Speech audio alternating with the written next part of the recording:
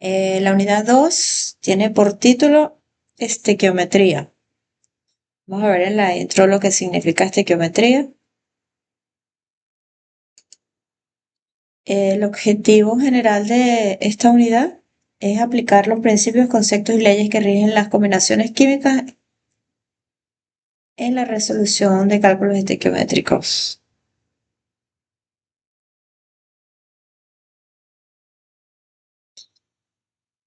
Es decir, que vamos a aprender de la teoría, lo que vamos a ver hoy, los principios, los conceptos y las leyes, y todo eso lo vamos a asociar con problemas de química, donde vamos a resolver toda la unidad. Básicamente va a ser resolver problemas. Claro, hay una parte de teoría que se les va a dar y que va a ser el sustento. Digamos que un 90% ejercicio, un 10% de teoría para la unidad. En los objetivos específicos tenemos aplicar las leyes de combinaciones químicas para resolver problemas, conocer y aplicar la resolución de problemas en los términos de mol, masa molar, peso fórmula, atomogramo, número de Avogadro, fórmula empírica, fórmula molecular, masa molar.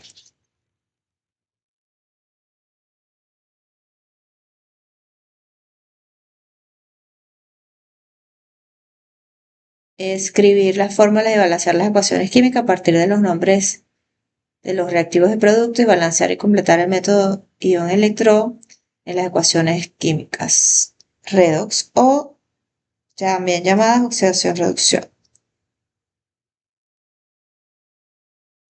También vamos a balancear por tanteo en algunos problemas.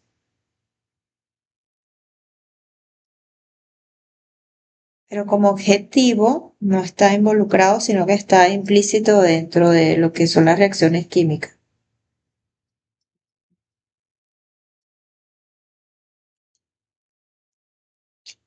La introducción.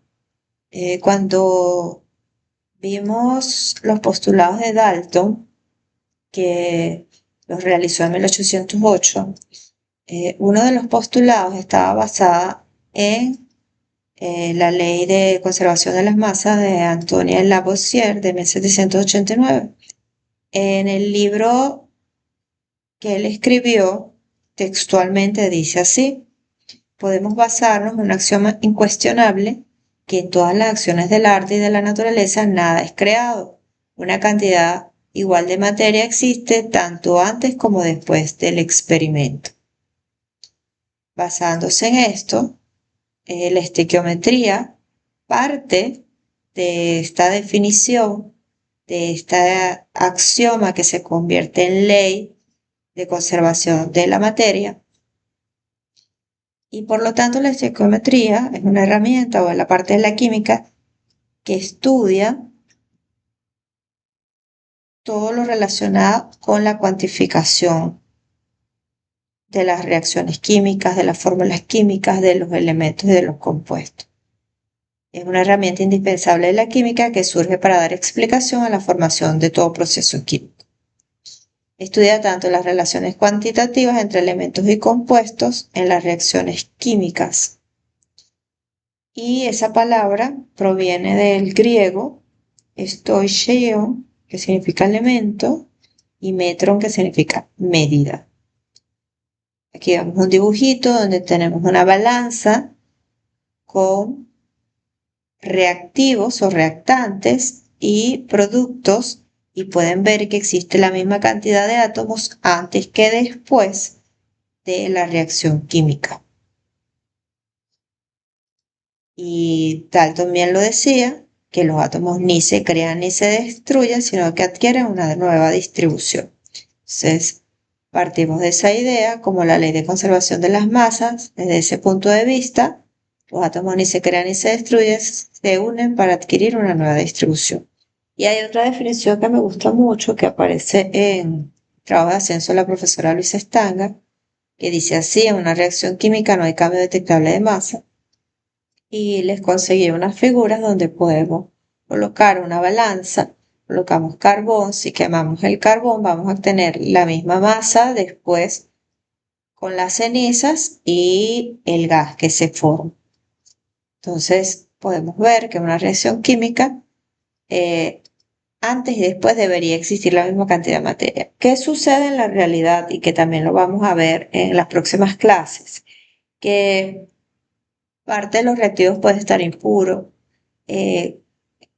Otra de las leyes que vamos a ver, que es la ley de proporciones definidas, vamos a ver que las cantidades que se combinan los elementos son fijas. Entonces puedo tener exceso en una de las cantidades y eso también lo vamos a calcular. Entonces pueden haber reacciones y pueden haber también reacciones colaterales o reacciones que necesitan ciertas condiciones para que se lleven a cabo y si no están en esas condiciones, la reacción puede que no se dé de forma completa. En el caso de la ley de proporciones definidas de Joseph Prost de 1799, básicamente, y recordando un poco lo que decía la definición de compuesto químico, establece que las muestras de un mismo compuesto siempre contienen elementos constituyentes de la misma proporción de masa, independientemente del origen o de la forma de preparación del compuesto. ¿Okay? Voy a poner aquí masa para que quede claro. Aquí tenemos un ejemplo, dos moléculas de hidrógeno y una molécula de oxígeno. Tenemos 4 átomos de hidrógeno, 2 átomos de oxígeno y se forman 2 moléculas de agua.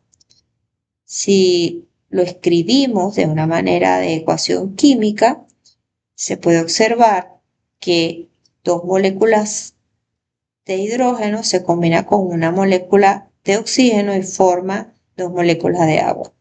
¿Por qué les coloco esta reacción en la ley de proporciones definidas? Por lo siguiente, porque la molécula del agua es un átomo de oxígeno y 2 de hidrógeno, pero en la naturaleza el oxígeno no viene solo, viene con otro oxígeno. Entonces, si necesito para 2 oxígenos, 4 hidrógenos, voy a necesitar 2 moléculas de hidrógenos, 2 hidrógenos para cada oxígeno y por ende se va a formar 2 moléculas de agua.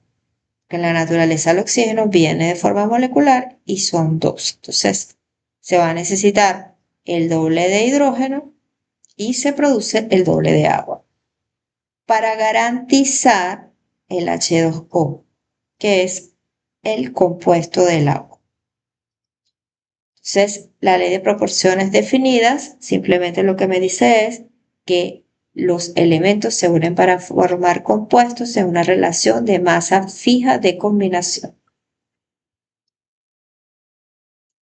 Puede ocurrir que dos elementos tengan más de una combinación. En ese caso, la ley se llama proporciones múltiples y dice así: dos elementos se pueden combinar para formar más de un compuesto.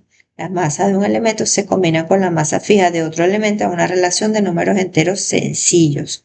Cuando dos elementos A y B forman más de un compuesto con una cantidad fija de B, están en relación de números enteros pequeños o sencillos. En este caso, les puse el ejemplo del carbono con el oxígeno.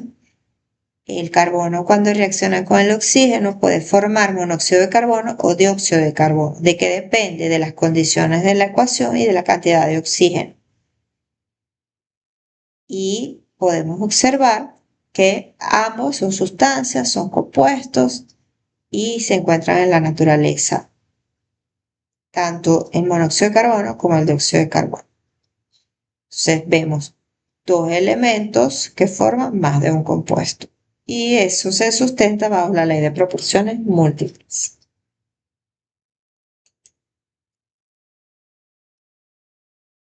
La siguiente definición que vamos a aclarar es la de mol. Para eso necesitamos conocer la hipótesis de Avogadro, hoy conocido también como el principio de Avogadro y ley de Avogadro.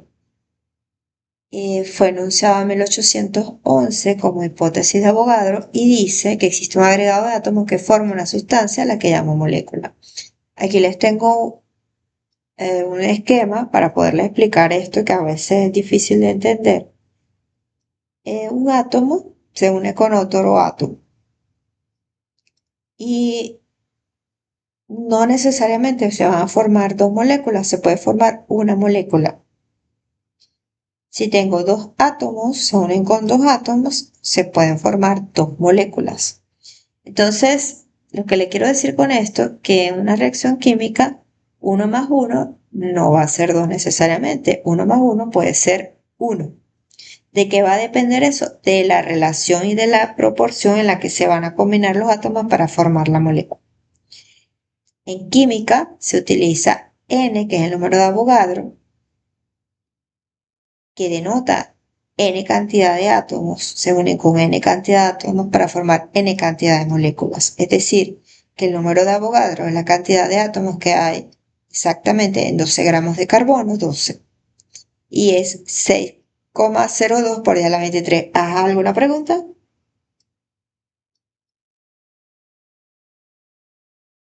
Ok. Entonces, esta es la cantidad de átomos o moléculas que hay.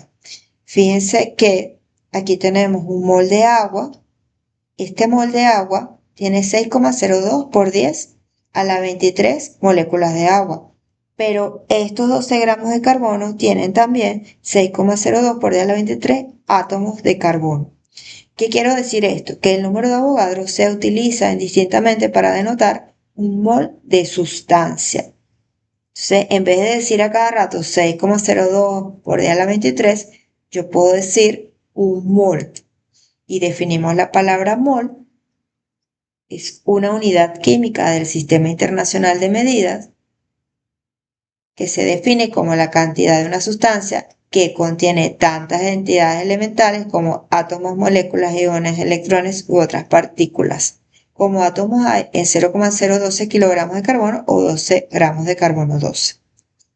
Esa cantidad de partículas es aproximadamente 6,02 por 10 a la 23, el llamado número de Avogadro. Entonces aquí se los coloqué con una igualdad. Fíjense, un mol equivale a esta cantidad de sustancia. Pueden ser átomos, moléculas, iones, etc. Cualquier cantidad de sustancia. Existe otra forma de definir mol, es más sencilla, que es el número de mol es igual a la masa entre la masa molar. Esta fórmula la vamos a utilizar, como también podemos utilizar esta que está acá. Entonces, vamos a ir viendo cómo vamos a tratar la unidad de mol. Otra definición que es importante conocer es la masa molar. La masa molar la vamos a definir como gramos por unidad de moles. La masa molar, lo digo en general, proviene de la masa atómica molar en el caso de los elementos en la tabla periódica. Y cuando hablamos de moléculas, como estas que están acá, el ácido clorhídrico o la glucosa, hablamos de la masa molar que equivale a la masa molecular. Entonces, esto es un concepto que se puede utilizar para ambos casos y está simplificado. Es decir, en vez de decir masa atómica o masa atómica molar, digo masa molar. ¿A qué se refiere? La masa. Si es de un elemento, ya yo sé que es la masa atómica del elemento. En este caso, aquí le coloco un segmento de la tabla periódica.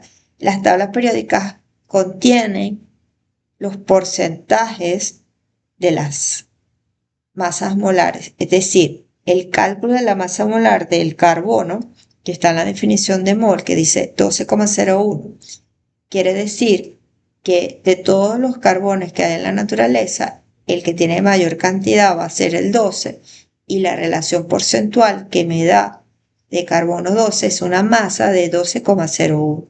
En el caso del oxígeno, yo puedo tener oxígeno que pesan 16, otros 15, pero la relación porcentual que me da de esa masa es 15,99, como el promedio, digámoslo así, el promedio de esos isótopos de carbono.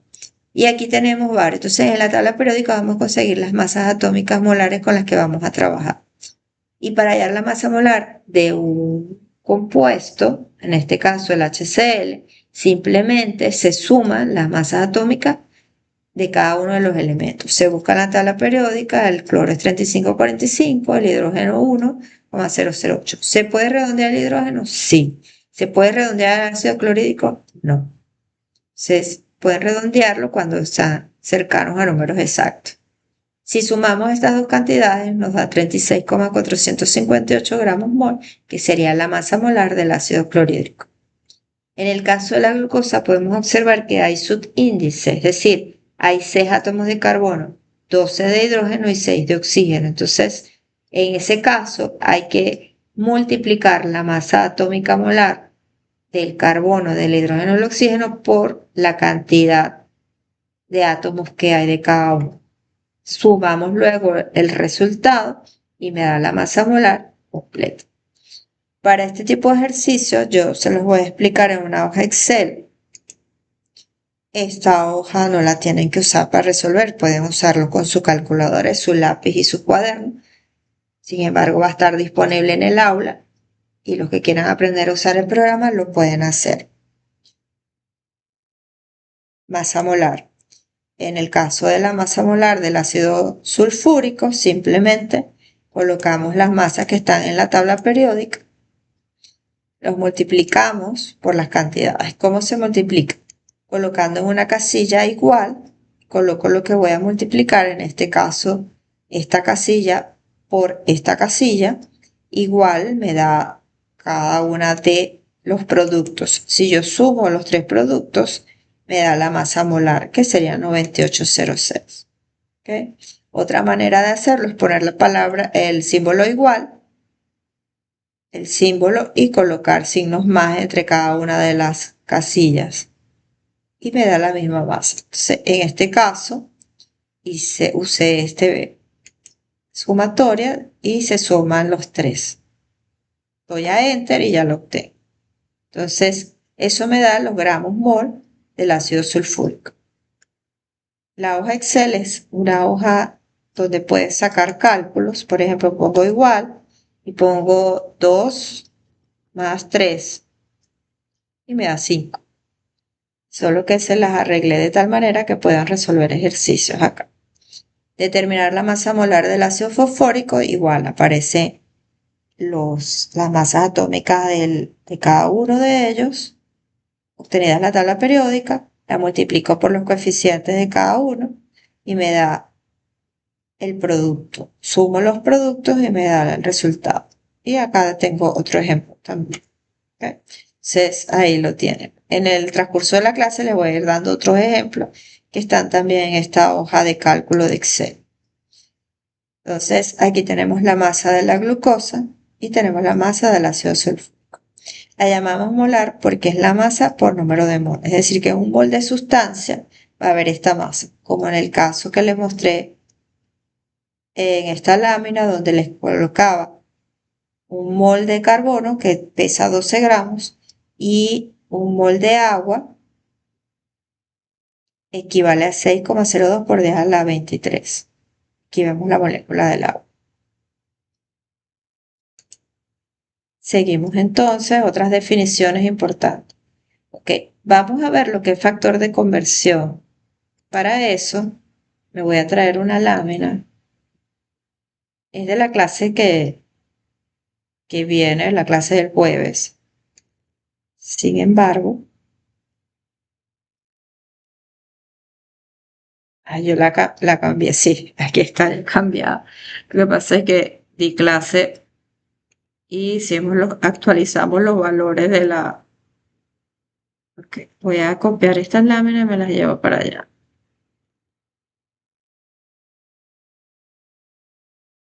Para que también les quede en la clase que les voy a pasar. Ok, bien. Vamos a utilizar el factor de conversión para resolver los problemas. ¿Qué es el factor de conversión? El factor de conversión, también conocido como el factor unitario o análisis dimensional, se basa en una relación de diferentes unidades que expresan la misma cantidad. Esto se llama razón cierta o factor unitario. ¿Qué quiere decir? En el caso, porque les pongo el caso del dólar, porque lo usamos a diario. A diario usamos factores de conversión. Y una conversión que usamos, hicimos un redondeo de $150 a BCB hoy, un dólar. Y ¿qué me dice el sistema? Me dice, bueno, que un dólar equivale a 250. Esto es una razón cierta, aunque cada día cambia, pero cada día tiene un valor cierto.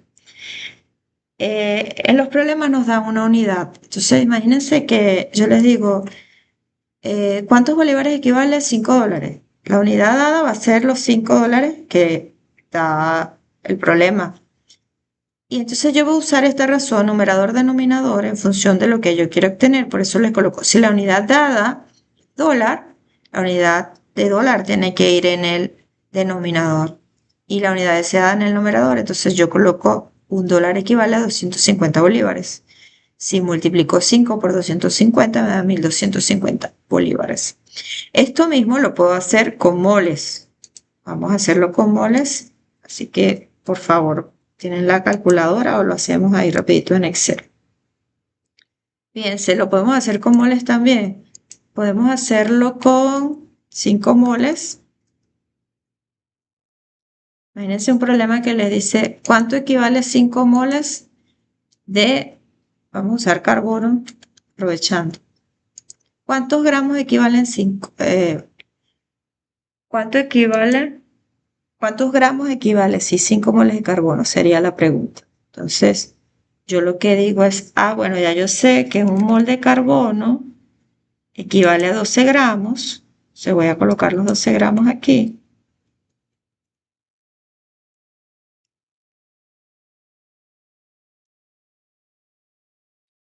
Entonces, voy a poner carbono para que sepa que es carbono. Entonces, y la pregunta sería,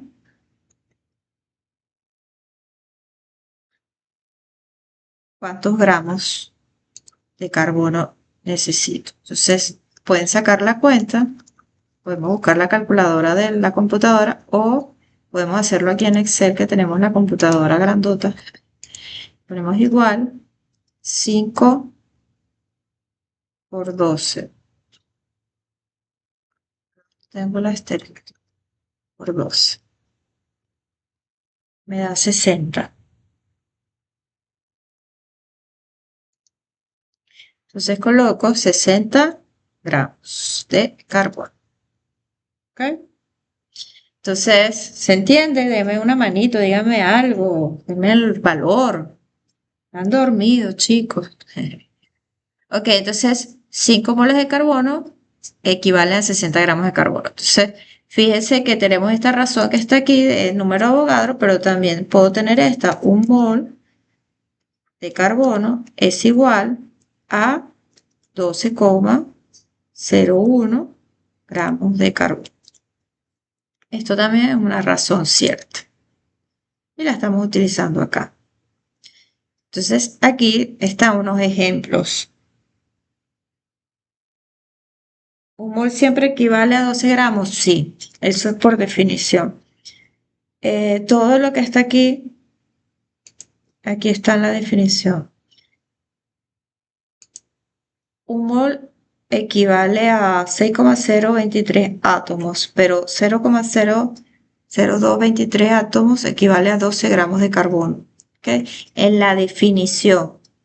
Pero en el caso de la tabla periódica, eso se va a aplicar a todos los elementos también. ¿Okay? Voy a poner aquí igual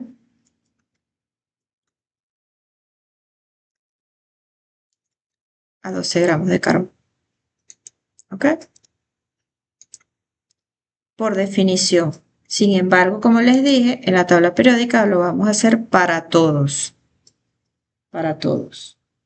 ¿Alguien se quiere unir? Déjenme ver.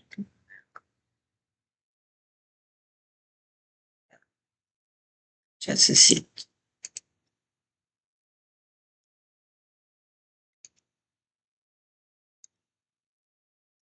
Se ve. Ok.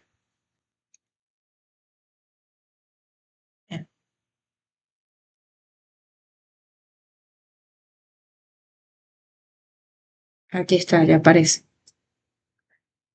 Listo. Ok.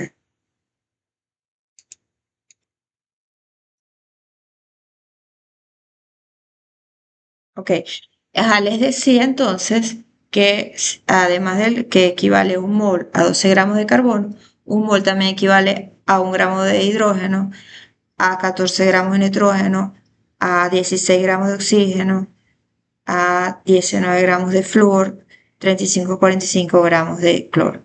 Aquí, y por eso es que estamos definiendo la masa molar como gramos sobre mol, y esta masa sería la masa atómica por mol. Esta equivalencia es la misma. Por ejemplo, para la del carbono sería esta 12 gramos,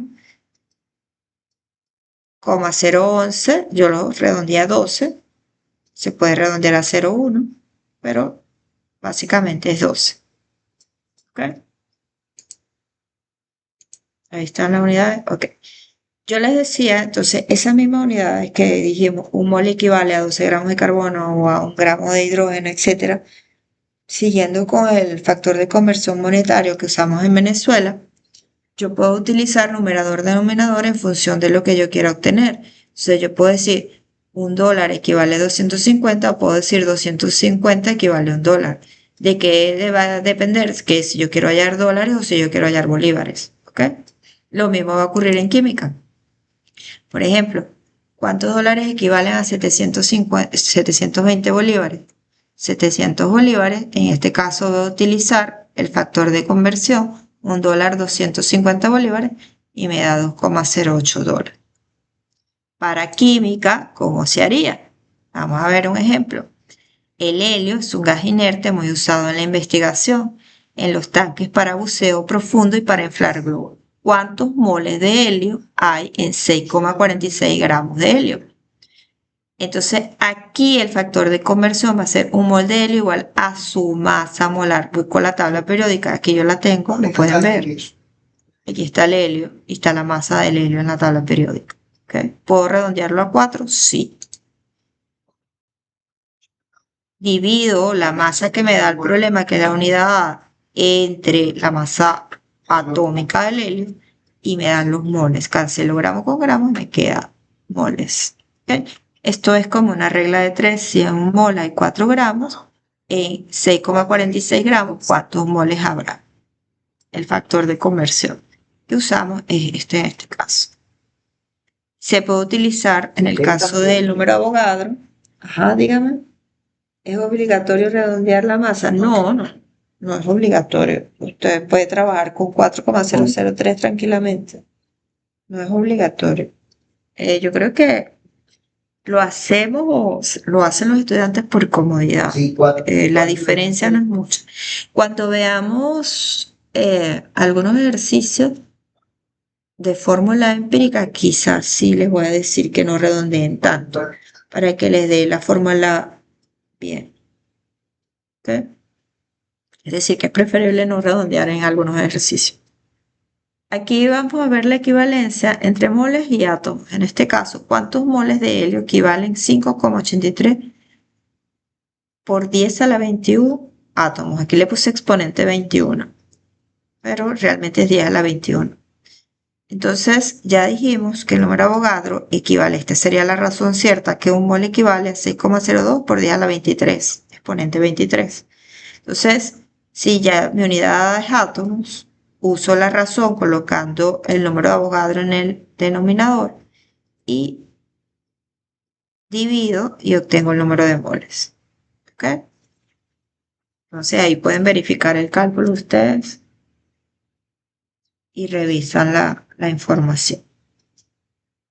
Entonces, ese es el uso del factor de conversión que vamos a utilizar. Por ejemplo, por lo general, esta parte de la clase yo la doy en la clase 6, sin embargo la estoy dando en la clase 5 porque me parece interesante y que ya la vayan manejando para poder avanzar más rápido en la unidad. Me gustaría por lo menos para este año terminar con el taller de estequiometría. Eso es lo que podamos hacer. Aquí hay otro ejemplo y la ventaja de usar el factor de conversión es que yo puedo utilizar dos factores de conversión en un mismo cálculo.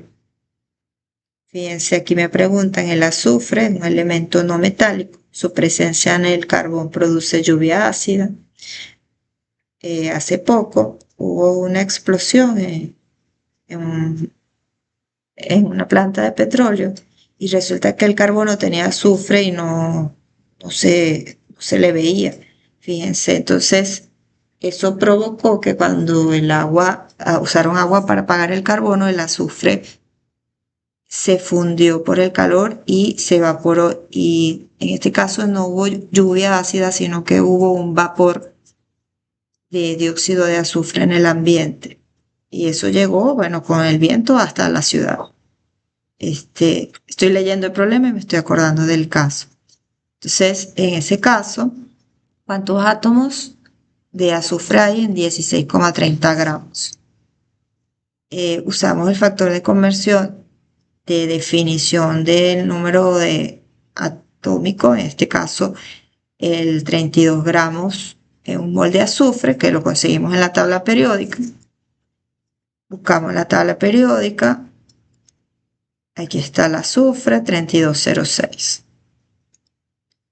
Y luego usamos la definición de número de Avogadro, que un mol equivale. Fíjense que en este caso usamos el número de Avogadro en el numerador porque queremos obtener átomos.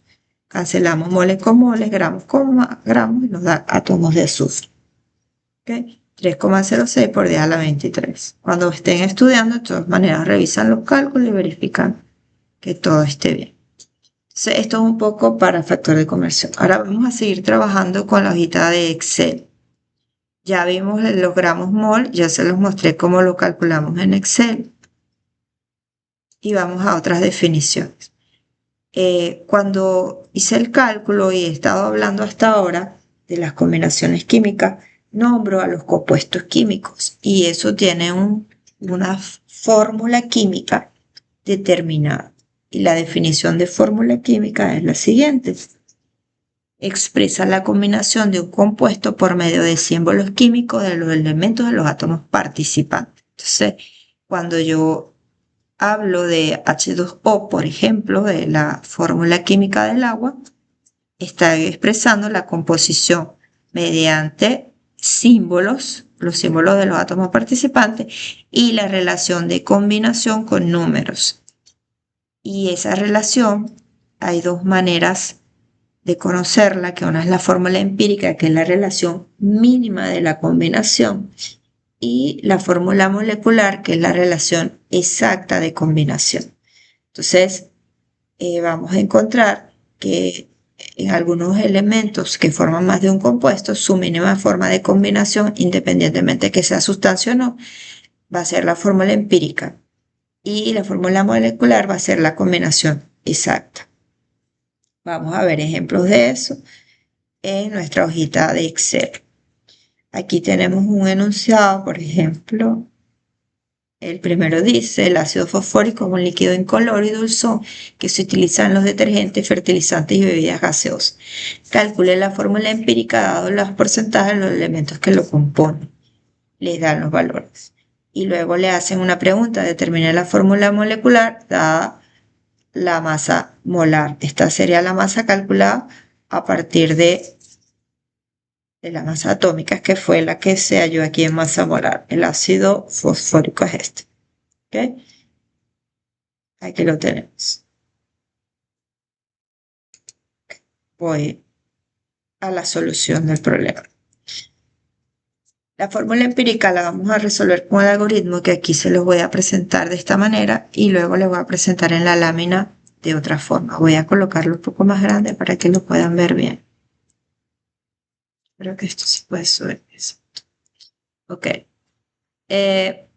Lo primero que les dan son los porcentajes de los elementos. Le dan el porcentaje de hidrógeno, de fósforo o el de oxígeno. Necesariamente no tienen que ser porcentajes, les pueden dar las masas también. Lo importante es que esos porcentajes los vamos a llevar a masa, considerando que el 100% equivale a 100 gramos. Entonces, si le da 3% de hidrógeno, esos son 3 gramos de hidrógeno. 31,31% de fósforo son 31,31 gramos de fósforo y 65,31 gramos de oxígeno llevando la equivalencia 1 es a 1 aquí. ¿Okay? Una vez que obtenemos los gramos de cada uno, que como les dije, la forma más sencilla es que les den los porcentajes, existen otras maneras, vamos a hallar el número de moles. ¿Cómo se halla el número de moles? Se divide cada uno de los gramos entre la masa atómica. ¿Se acuerdan la fórmula que habíamos colocado? Yo creo que la puse por acá. Aquí está. La voy a copiar. La voy a poner de este lado. Aquí está. Esta es la fórmula que estamos usando. O el factor de conversión, como ustedes lo quieran ver. 122 y el número de moles, masa entre masa molar. Entonces estas masas las divido entre la masa molar en cada caso. Fíjense, aquí está colocado esto entre esto. 10 sobre 15. 10 sería esta. 80 y 15, 82. que es esta. Y me dan los moles. Lo pueden hacer en su calculadora y verifican. ¿Okay? Moles de hidrógeno, moles de fósforo, moles de oxígeno.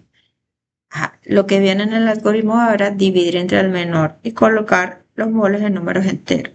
Entonces, si yo divido, ¿cuál es el menor? 1, 0, 1. Voy a dividir cada uno de ellos entre 1, 0, 1. Aquí ven. La división me da 3. Aquí la división me da 1 y aquí 4. Fíjense que aquí sí hay que redondear agudo. ¿Por qué? Porque necesito el número entero para la fórmula empírica. ¿Cuándo no les conviene redondear? Cuando tienen la masa molar. Claro, aquí les puse 16, pueden trabajar con 15,99. Pero la idea es que traten de trabajar con los números. Vamos a ver, si yo pongo aquí 15,99, como ya tengo el ejercicio resuelto, no va a pasar. Para que vean ustedes la diferencia.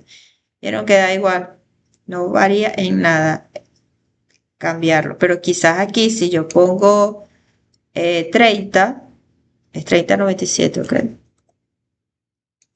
Me pone a 1,04. Tampoco varía. Pero si yo afecto mucho esa variación, pudiese tener variaciones en el resultado importante. Entonces, pero aquí está más aproximado a 1,01 que 1,04. Entonces, me conviene trabajar con cantidades exactas. Aquí lo puedo dejar así, no pasa nada. Me da igual. Entonces, esas cantidades en números exactos me va a dar la fórmula empírica. La fórmula empírica es la mínima forma. Entonces, ¿qué hago yo? El hidrógeno le coloco el 3, el fósforo cuando es 1 no se coloca, y el oxígeno le coloco 4. Aquí hay otro ejemplo que es el ácido ascórbico de vitamina C, que también le dan los porcentajes de carbono, hidrógeno y oxígeno. Eso lo llevamos a gramos, dividimos entre la masa atómica, me da el número de moles de cada uno, divido entre el menor, en este caso 341 es el menor, redondeando 40,69 a 41. Y fíjense que aquí me da 1,33, no lo puedo redondear. Entonces, ¿qué hago acá? Busco un múltiplo, un valor que multiplicado a los 3, porque tiene que ser a los 3, me dé números enteros. Entonces, fíjense, si yo hubiese usado 1,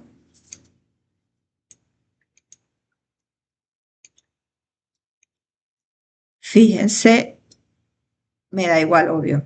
Si hubiese usado 2, me da 2,67. Todavía no lo puedo redondear. Pero si uso 3, esto lo pueden ir haciendo ustedes con la calculadora, me da 3, 4 y 3. Entonces, justamente son los valores de la fórmula empírica del ácido ascórbico o vitamina C.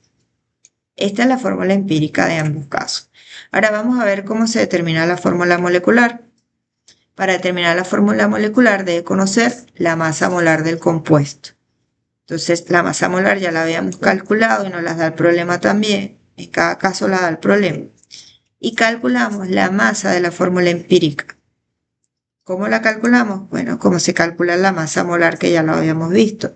Multiplicamos cada elemento por el número de átomos por la masa atómica molar y nos da la masa molar de cada uno. Sumamos todo y nos da el número de la masa molar de la fórmula empírica. Dividimos la masa molar entre la masa de la fórmula empírica a través de un n, y en este caso me da 1 la división. Para la vitamina C es distinto porque la masa molar que me da problemas es 1,76 y la masa de la fórmula empírica es 88,07. Si dividimos esas cantidades, me va a dar 1,99, que redondeado es 2, y multiplico ese 2 por cada coeficiente y me va a dar la fórmula molecular del ácido ascórbico, que es diferente a la empírica.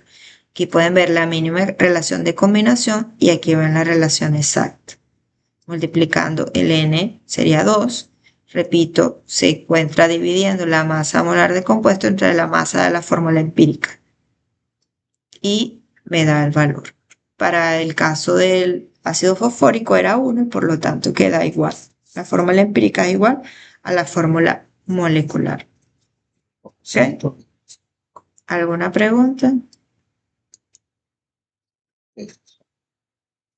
Seguimos entonces. Hay otro concepto, si quieren antes de dárselo, les voy a dar el algoritmo de la fórmula empírica. Vamos a ponerlo aquí.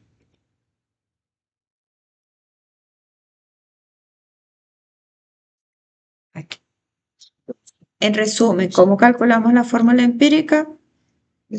Tenemos la composición, ya sea si es la porcentual o si es en masa. 4. Siempre, ya va.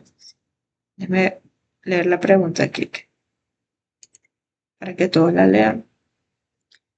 N siempre tiene que ser un número entero. N sí, tiene que ser entero en todos los casos porque acuérdense que en las leyes nos dicen que las relaciones de combinación son números enteros sencillos.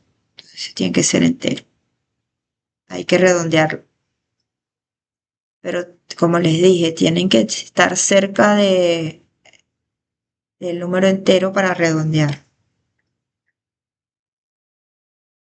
Entonces, en resumen, la composición, sea másica o porcentual, tenemos que usar, si es porcentual, tenemos que decir que el 100% equivale a 100 gramos. Si les dan las masas, bueno, se van directamente a obtener las masas de los elementos. Una vez teniendo la masa de los elementos, lo que vamos a hacer es llevarlo a moles, como dividiendo entre la masa molar o atómica molar. ¿Ok? Divido entre la masa atómica de cada uno, me dan los números de moles. Se divide entre el menor y me da la razón molar. Hay que llevarlo entero. Si es un decimal que no puedo llevar entero, tengo que multiplicarlo por un coeficiente y luego el entero aproximado, que es el que me están preguntando, que siempre tiene que ser entero, es el que me va a ayudar para la fórmula empírica. Este sería el n que estamos hablando, ¿okay? El entero aproximado. Entonces, esto es un resumen de lo que les coloqué en la hojita de Excel en el algoritmo que tienen que usar para resolver el problema. Es sencillo, ¿ok? Simplemente de la masa se hallan los moles, se divide entre el menor y ya. Existe otro concepto que es importante conocer, que es composición centesimal y composición porcentual. Cuando tenemos la fórmula química, cualquiera, en este caso tenemos el CH4. Este CH4 me quiere decir que tengo en esta fórmula química un carbono y 4 hidrógenos. La masa molar se las coloqué por aquí, redondeando, claro. 12 gramos mol de carbono y 4 átomos de hidrógeno multiplicado por 1 gramo mol me da 16 gramos mol. La relación exacta usando el 008, si quieren lo ponemos aquí, 0,8 y aquí 0,11, me debería dar 16,04. De esta manera podemos usar la calculadora, que yo tengo una calculadora para no irme a Excel. Hacemos la calculadora aquí rapidito. Ay, Dios mío, me la puso grandísima. Acá. 4 por 1,008 igual más 12,011 igual 16,43. ¿Ok? Entonces aquí redondeamos a 16,04. En este caso, aquí está 16,04. Entonces, si yo, ¿cómo hago? Entonces, la masa del elemento entre la masa total del compuesto. La masa del elemento que voy a usar va a ser la masa del elemento multiplicado por la cantidad de átomos que tenga el elemento. Si tengo un carbono, es un carbono. Si tengo 4 hidrógenos, 4 hidrógenos. Entre la masa total, que sería la masa molar del elemento, que es esta que está acá. Y entonces me va a dar 0,75 y 0,25. Esta es la composición centesimal. Si lo multiplico por 100, me da la composición porcentual. Podemos escribirlo acá. Cada vez que doy clase le voy agregando algo a la lámina. Aquí sería composición. Voy a escribirlo, copiarlo de aquí.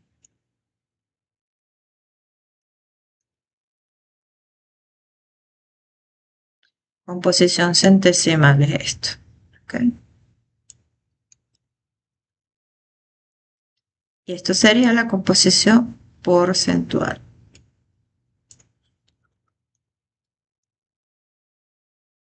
Ahí está. Multiplicada por 100. Y lo podemos ver en nuestra tabla de Excel nuevamente. Para el que le interese el programa. Fíjense, aquí tenemos el ácido sulfúrico. La masa de cada uno de ellos me da la masa total 98. Y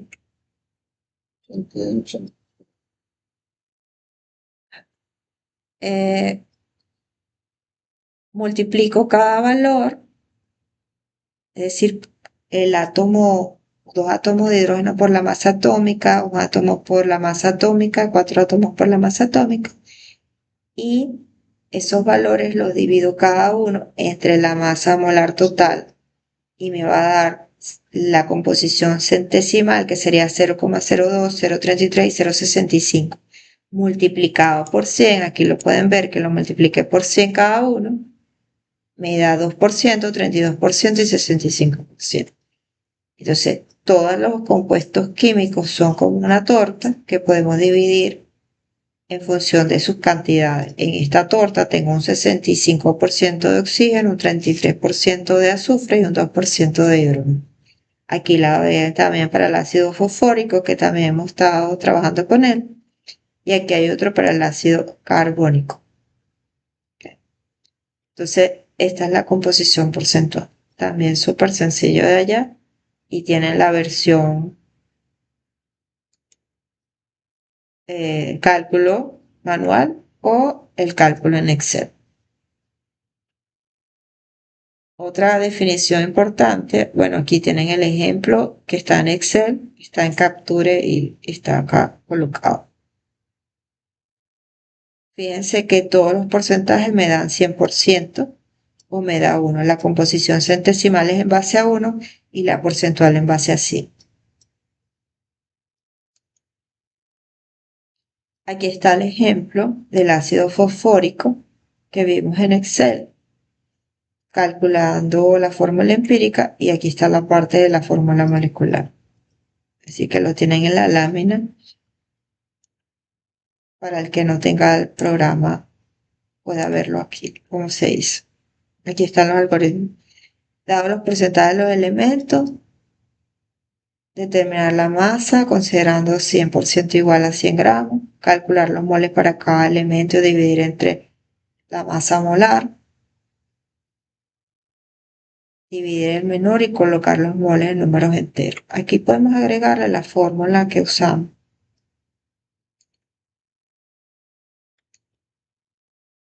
Empírica en solución. Aquí está esta fórmula.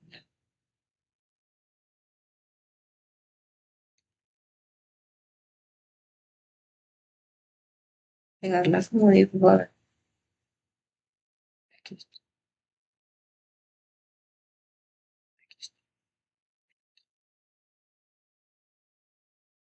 Ok.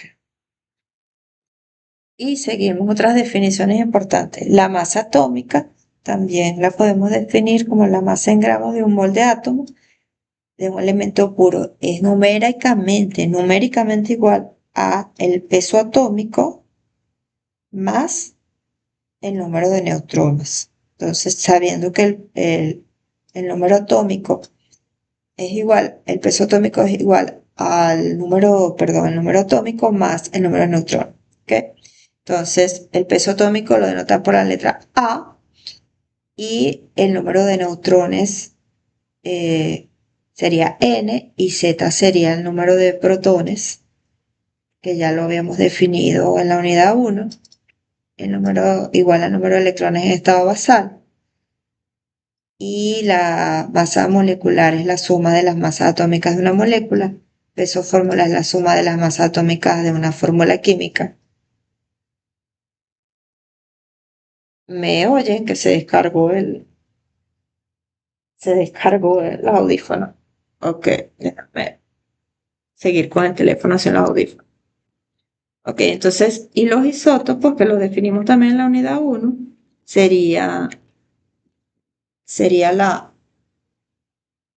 las masas diferentes para un mismo elemento. En el caso del cloro vemos que hay isótopos 37 y 35, que ya lo habíamos definido. Estas definiciones también son de la unidad 1, pero bueno, vale la pena recordarlas. Otra cosa importante de la masa atómica, que ya aquí les coloqué la palabra molar, porque la vamos a trabajar en gramos sobre mol. Acuérdense que les dije que cada gramo equivale a un mol de la masa atómica igual a masa molecular. También hay una definición que se llama UMA, que se llama unidad de masa atómica, y también tiene que ver con los 12 gramos de carbono que les dije que se daban por definición, y es la 12ª parte de la masa del átomo de carbono, 1 entre 12. Entonces, un poquito, esto es información, pero realmente vamos a trabajar con gramos mol. Pero se puede decir un UMA, por ejemplo, yo puedo decir el carbono tiene 12 UMA, lo puedo decir, ¿ok? Entonces, puedo decir 12 UMA equivale a 12 gramos mol también. La reacción química, que es lo que vamos a ver el jueves, se define como un proceso mediante el cual una o más sustancias, elementos o compuestos denominados reactivos sufren un proceso de transformación o combinación para dar lugar a una serie de sustancias, elementos o compuestos denominadas productos. En una reacción química se produce desprendimiento o absorción de calor u otras formas de energía. Las reacciones químicas se representan de forma concisa en ecuaciones químicas, que no es más que la representación gráfica del proceso que se está llevando a cabo. Aquí tenemos un ejemplo que es la del agua. Entonces se va a representar con símbolos y letras. En este caso la G significa que está en estado gaseoso. El 2, los números que estén antes se llaman coeficientes estequiométricos en una proporción de combinación. En este caso líquido. Lo que está después de la flecha son productos, lo que está antes de la flecha son reactivos o reactantes. La suma significa reacciona con, si estuviera del lado producto, produce con. Y la flecha significa produce, reacciona, para dar. Los paréntesis van a indicar los estados de agregación de las especies, puede ser acuoso también. Acuoso quiere decir disuelto en agua. Y en las fórmulas químicas vemos a la izquierda los reactantes y a la derecha los productos. Todo esto entonces lo vamos a profundizar en la próxima clase, porque vamos a ver específicamente cálculos con reacciones químicas y relaciones estequiométricas. ¿Alguna pregunta? ¿Les gusta esta parte? Sí, qué bueno, qué bueno. Bueno, chicos, espero que sí, espero que les vaya bien. Vamos a seguir en contacto, vamos a tratar de hacer el taller antes de irnos de vacaciones decembrinas.